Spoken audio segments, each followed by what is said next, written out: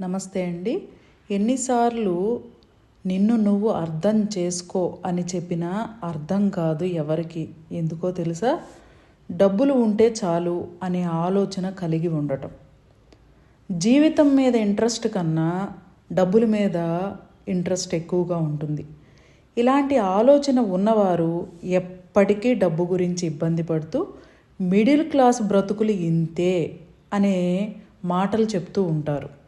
ఇలా బ్రతుకుతూ కూడా అంటే బుర్రను ఉపయోగించరు, తెలివితేటలను ఉపయోగించరు. తల కింద నుంచి ఉన్న బాడీని మాత్రమే కాయ కష్టానికి ఉపయోగించడం చేస్తారు.